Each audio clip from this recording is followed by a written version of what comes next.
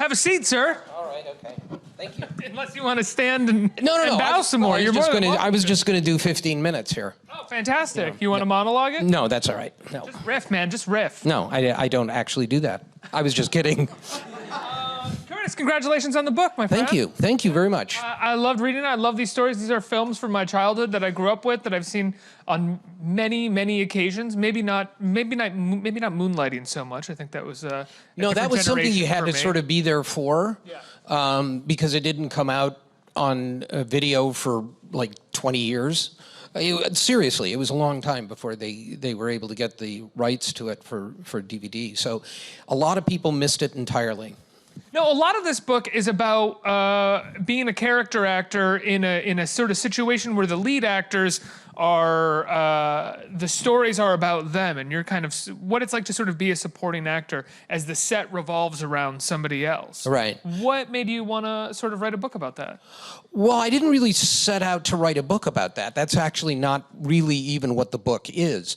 The book I wanted to write was a memoir, basically a nerd's progress. How I thought of it. I was born a nerd in Detroit in 1953, and I was a nerd my whole life. Before that was even the word that was necessarily common. You talk about your early days with Sherlock Holmes and Watson. Oh, Sherlock Holmes. That's now, man. I mean, that's still going on. But no, the whole idea was I was going to be writing a nerd narrative. What happens to a boy who is born a nerd and goes through what nerds go through, and then winds up becoming famous because he's in a movie about nerds, playing a nerd. And that was how I started thinking about it. And then it became a whole story from birth to now, basically. What that entails, starting in 1982, is a lot of famous people, and that's what we focus on because that's what everyone knows. So I didn't set out to write a book about famous people that I'd worked with. I didn't set out to write a tell-all book. Most of the stuff that's in my book is, in fact, well documented, and so it wasn't that was motivating me. It was the nerd thing. Well, let's talk about the nerd and talk about the classic nerd that you play, Booger, who, right. For my money, it's my favorite nerd in the Revenge of the Nerds movie because he's the one who, no matter what is happening in the narrative of the film, does not give a shit. He is over acceptance at this point. I know. Which I love. I love that too. The thing is, to me, he was never a nerd. He never struck me as being a nerd. He's an outsider. He's total outsider. Very well, yeah. I think he's totally cool with it. But what winds up happening is he and the nerds are all thrown out of the freshman dorms together. He isn't with them until he's forced to be with them due to circumstances. So what is interesting to me about Booger was, it was a challenge to play a part like that. Anyway. You didn't want to, and you didn't want him to be called Booger, right? You fought that. That's right, I did. Isn't that hard to believe? It was one of the many things that I objected to. Well, you're a classically trained actor. You had done Shakespeare at that point. You're a theatrically trained actor, and you're suddenly playing Booger, and you're being told by the producer that this is based off of a friend who would wipe boogers onto a cardboard box underneath the seat of his truck. Yeah, it's the most sickening story I've ever heard to this day. It's a gross story. It's in the book. You'll really like it. It's really bad. So yeah, no. I fought Booger tooth and nail. I was cast. I was auditioning. I auditioned for Gilbert Lowe, the part that Anthony Edwards played. That was what they said I was reading for. It was the old bait and switch. And then they told me that they didn't have me in mind for that, and in fact they wanted me to play Booger, which at that point in the script was almost non-existent, and what was there was just foul. He was the belching and the nose picking and the misogyny and all of that stuff. It was just not me at all, and it took me a while to realize that I was going to have to come to terms with this as an acting challenge. And when that happened, weirdly, I think that the fact that I was so different actually made him more interesting. So I've come to look at it actually as one of maybe the top 3 acting jobs I've ever done. In terms of success or challenge? Challenge and accomplishment. What are the other 2? I would never say, because I can't remember. No, my point in bringing it up is, you say there's 3 great restaurants. It's like that with me. It's like when I look at Booger at the time, I thought was just going to be a waste of time, and then it turns out that it affects so many people, and it affects me so much. And if I look at it now, I see none of me. I always can see me when I see myself on film. I can always see the little tricks, and I never see them with Booger. Now, there was when the second film was made, like 3 or 4 years later, right? Because I think in the book you say the studio basically put a halt on making any sequels to the film, even though it was a major success when it was first released. Right. How did you feel about playing Booger a second time initially? Were you excited to do it? And when the character started to become kind of iconic and you were recognized for it consistently, how did that initially feel? Well, I didn't want to do that one either, and in fact, I didn't want to do that one more, because that was none of the original creative team were involved with that. And I really didn't want to do it. I was on Moonlighting at the time, which was time-consuming, really time-consuming, and I had an out because of that. But they were pretty insistent that I do it, and ultimately I decided to do it because they paid well. Frankly. Well, let's go back to the first film because of what the creative environment was. It sounds like the director, Jeff Canoe, right?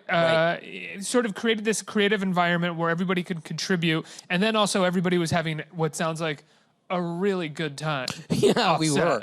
Yeah, well, it was the 80s, and we were. I want to say something. Everybody says that about every decade they had a good time in. It was like the 90s, it was the 70s. Not me. I only had a good time in the 80s. There it is. Since then, it's really been all downhill. But no, we didn't start by having fun. We started by really working, and then we had fun later.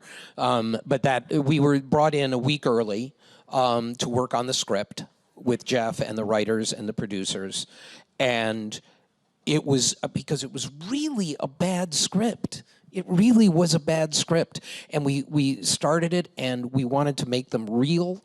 Jeff was insistent on them being not cartoon characters, to the extent that was possible, and so we worked on it for days, coming up with ideas, pitching jokes, pitching character traits, anything that we could come up with, and. One of the things, and that's where you mentioned me wanting to not be called Booger. I have a list. I still have it. I don't throw anything away, so I have everything. So I have a journal that I kept at the time that I was doing Revenge of the Nerds, and it's got all my notes in it about what I want. When I go into these meetings with the writers and the director, this is what I think, and this is why. And so I made a whole list of things, and it's just unbelievable to read. I wanted to cut the belching contest, which is arguably the most famous, certainly scene of mine in the movie. And possibly the most famous scene of your career. Well, yeah. You're probably right. And that is a dig, I think. No. It's just, You're lucky as an actor. Any actor is lucky to have any scene that is iconic. Don't get me wrong. Yeah. I mean, any actor who is known for one character is lucky. I mean, because that most of the time that doesn't happen. But in the case of the belching contest, I thought it's unnecessary. It doesn't move the story. It's just, the other one. I mean, I don't know what I was thinking. And then the other thing was, I wanted to cut my line at the beginning where I say, "Call me Booger," when we're in the gymnasium and the guy calls out, who is there, the introduction of the characters. And I said, "Cut that." And they said, "Why?" And I said, "Well, I don't know, just cut it. It's not necessary." And of course, what I was thinking was, if I didn't have "Call me Booger," no one would call me Booger. And if no one would call me Booger, then the scene later, right after that, where I am next to Takashi on the cot, and he says, "Why do they call you Booger?" And I say, "I don't know," and I've got my finger up my nose. See, the way that my mind was working was, if I don't call myself Booger, I won't have to pick my nose, and they will call me Dudley, which isn't that much better, but it was, to my mind, it was better than Booger at the time. Now I think about it and I think, people on the street going, "Hey, Dudley!" It's not that much of an improvement. It's not going to work. It's not going to work. Anyway, I'm glad it didn't work, but that was the way my mind was working. What was it like shooting that? I mean, you shot, since the first film, which was a free, creative environment, you've shot multiple other Revenge of the Nerds movies, I think three or four, right? Three two of others. them were TV movies, right? And Two of them were TV, one was a feature, yeah. At a certain point, what are those like? What is it like going back and doing Booger for those? Is that kind of, if we're being honest, just kind of, they, like you said, they're paying you really well and you go and do it? Or do you still have fun when you No, shoot they with these paid me people? less well as time went on. It actually became really a matter of the guys, the group of us, the original nerds. We had additional new nerds coming in with the second and third and fourth, but there was always that core group of the nerds and Ogre and Betty and so on. And we just liked being together. I mean, it was fun to be on. It sounds crazy. I mean, it was a job. We weren't doing it for free, but it was another element to that was we just had fun together. And so that was actually an element in the last two, the TV ones.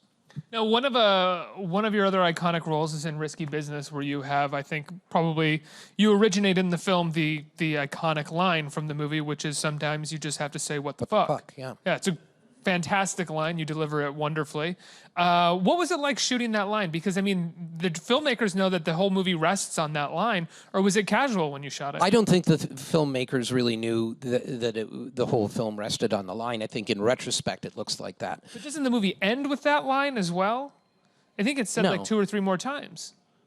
Does it? I don't know. I haven't seen it in a while.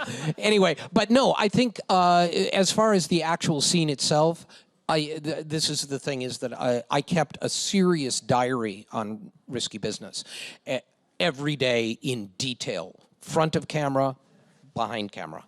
I kept a very detailed diary because I was a stage actor who thought he'd been cast in a movie by a mistake.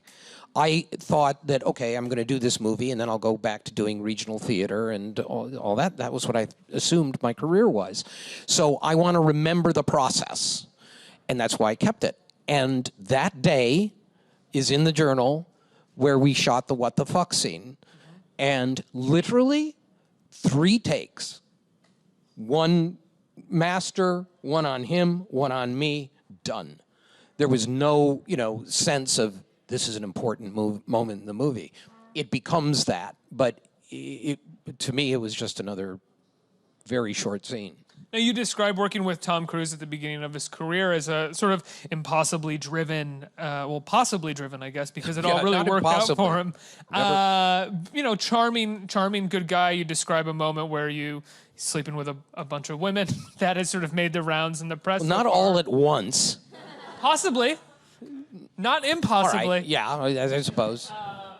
I'm curious, then you go on to work, you do Revenge of the Nerds with Anthony Edwards, who very quickly goes into Top Gun. But Anthony was not a known name at the time. I mean, Tom had already done 4 movies, so he was already a quantity. Tom was. Well, I'm just wondering if you and Anthony shared stories about working with Tom Cruise. Oh, because of Top Gun? You both played sidekick to him. Yeah, but he did Top Gun after Nerds 1, and so when he came in to do Nerds 2, it was just brief. It was just one day in Fort Lauderdale and one day in L.A., and we didn't have time to talk about anything like that.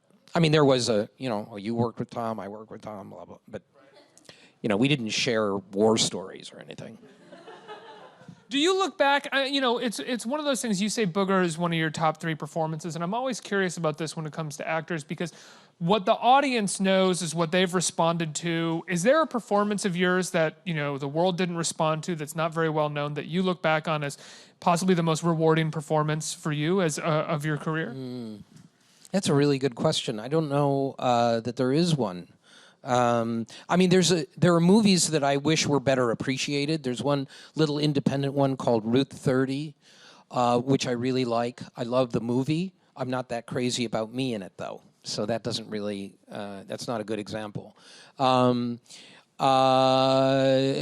and the Bee, that movie, I love that movie, but again, not crazy about me. So Is that just a regular pattern for you? Do you have performances of yours where you're crazy about it, with the exception of Booger? I must. If I actually thought about it, I could probably name them to you, but I don't like watching myself. I'm not a good judge of what I do well. Other people say, oh, you were great in Akilah and the Bee, and I can't watch myself at all, but I love the movie. But Booger you can watch yourself as because it doesn't feel like you at Yeah, all. I actually can. That's isn't that weird? That is weird, yeah. Better Off Dead. I'm not crazy about my performance in Better Off Dead, but I love watching it because it's so weird. Better Off Dead, I grew up with Better Off Dead. I think more so than any of the films that we're talking about. At this age, I probably appreciate Risky Business the most because I think it's the most it's more made adult by an movie. adult. Yeah, it's like you say in the book, it's kind of an art film. It's like Yeah. a teen sex comedy as an art film, which is really great. But Better Off Dead is such a weird cult film to grow up with because it's very unappreciated by most people, and it's a small group of kids and teenagers who latch onto it and really latch onto it. Did Yeah. you get it when you first saw it? Oh no, but I'll tell you this. I mean, yeah, I loved it, but what I was doing a movie called Clan of the Cave Bear.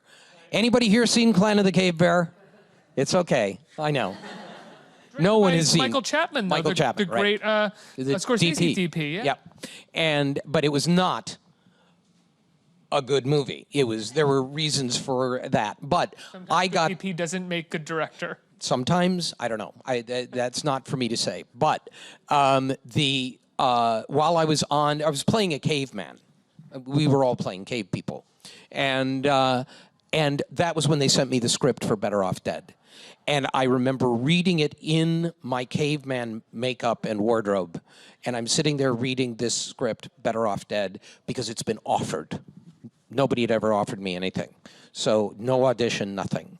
And I was reading this, and my agent had said, this is really not good, and the money's bad, and I wouldn't do it. And I read it, and I fell in love with it. I thought, this is the weirdest, oddest, most charming movie. And I called up and I said, I don't care what the money is. I don't care what the billing is. Put me in it. And I never regretted it. Great movie. We weird kids love that movie because it's really weird. Yes. I think we have time for a question or two. Who has a question right here? Hi. First off, just got to say, you look amazing on that book cover. I know. It's much better than actually in real life. That's your words, not mine. You wouldn't even recognize me. I know. Well, it's the miracle of photography and makeup. It looks fantastic. Yeah. But my question is, this movie came out like 30-something years ago. It came out before I was born, but I saw it and it was awesome. I'm wondering if you think this book is going to bring a lot more eyes to it and maybe bring it back to relevance somehow, like a... You mean, are you talking about Better Off Dead? Nerds? I mean, Nerds. I'm talking about, Revenge of the Nerds. Revenge of the right? Nerds, yeah. Yeah, only because it's in the title. I was thinking maybe like if you were going to write a book maybe written by Booger, or maybe like a spin-off of some sort. I'm just like... Actually, I talked about that at one point. I thought that it would be funny to do like maybe a self-help book written by Booger. I actually thought about that, but it's too much work. And after having done this, I think I'm done with the nerd motif for a while. Has there ever been talk of a reboot of Revenge of the Nerds? Or They actually tried one. They did? They tried one a few years ago. They were shooting it in North Carolina or something. And the word was it was so bad, they pulled the plug while they were filming. They stopped the movie while they were filming. That and has it never to be was finished. so bad to do, to pull the plug while filming, to forget the money that we've already spent. There has to be some real problems there, I would imagine. No, there were huge problems. Huge problems. I gotta look up. Is this written up anywhere? I'm sure there are mentions of it. Bobby actually read the script. I was never involved in it, but Bobby read the script, and it was a mess. Next question. Hey, Curtis. You said you grew up being a nerd, which was kind of like I guess considered a derogatory or an insult, but now it's kind of like cool or cute at least. I was wondering, do you feel like the movies helped portray a better image of nerds or like help make it cooler? Yeah, I do, but you know, I don't want to say make it sound like it was because of Revenge of the Nerds that nerds became cool. But I think Revenge of the Nerds was at the sort of, the timing was right, because everything was starting to change with nerds anyway, slowly, because of technology primarily, and you know, stuff like Comic-Cons and so forth. The fan, they weren't called that, but the fan conventions. All of that stuff was happening around the same time. So people were beginning to, nerds were finding each other. You know, they'd been in basements alone, you know, for so long, and suddenly they realized that not only were there other people in their neighborhood, there were hundreds of thousands of people who loved the same things that they did. And they were able to go to a place where they could all be together and nerd out about whatever it was, and that has only increased, as has the appreciation of Revenge of the Nerds. And so now we're looked upon as sort of, you know, founding fathers of the nerd movement, if you can call it a movement. And the truth is that we were just lucky. But we also had a message, and that's an important thing to remember, which no one remembers. Because it's easy to forget when you have belching contests and panty raids that there's actually a message that means something. And in the case of nerds, it was a question of tolerance. It was a question of a message of acceptance. And it was a way of saying all of the people who've been put down and beaten up and ostracized, whether it's religious groups or racial groups or anything, whoever you are, it's the end of the movie. It's the message of the movie. When the two of them are on the pep rally and they say, the alumni here, whatever you were called when you were here, were you called a dork or a spaz or a geek, whatever it was you were called, come down and join us, stand with the nerds. It kills me. It still gets me emotional, the end of that movie, which is crazy. Why does that get you? Yeah, why does that get you emotional? And did it get you emotional when you first saw it? I wept like a child. I'm not kidding. I cried at the end of Revenge of the Nerds, and I'm getting weepy thinking about it right now, because it did mean something.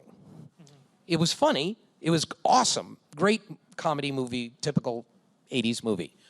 But it really did mean something else. When they put the cross burning or the nerd sign burning on the lawn, or they throw the rock through the window, you know, saying nerds get out, that was all out of, you know, sort of an awareness in the 60s and early 70s of the kind of you know, hatred that people had for other groups. And it's more significant now than it even was then. Absolutely. I think we have time for one more question. Hey, Curtis. I know you're also known for your voice acting work. I know you played the character Snot on American Dad. I was just wondering, was that kind of a homage to your character Booger? Like, was that role made with you in mind? Well, it would have been kind of a weird coincidence if it hadn't been, because you know, you become famous as a character named Booger, and then someone offers you a character named Snot, and there's actually no real connection. They're not similar characters in any way. But Seth MacFarlane was a fan of Revenge of the Nerds, and when he was putting together American Dad, he wanted the son to have a friend, and he just thought of me. I don't even know why, but they called up and asked if I'd do it, and I've been doing it ever since. Curtis, I love the book. Congratulations. Thank you. I've got to let you go. It's on shelves now, right? People can pick up the book? As of today. It comes out today. We're actually going to be down at Barnes & Noble Tribeca and doing a reading. And actually, for anyone who's interested, we're having some special guests. Oh. Surprise special guests? Some surprise special guests who figure in this book quite prominently. Tom Cruise. That's right. For the first time, I'm saying it here. Tom Cruise, Demi Moore, John Cusack, Bruce Willis. Yep. This sounds amazing, Curtis. It's going to be amazing, but it's a very well-kept secret, so let's not tell anybody. How did you get their schedules to align like that? That's unbelievable. Well, Curtis Armstrong, everybody.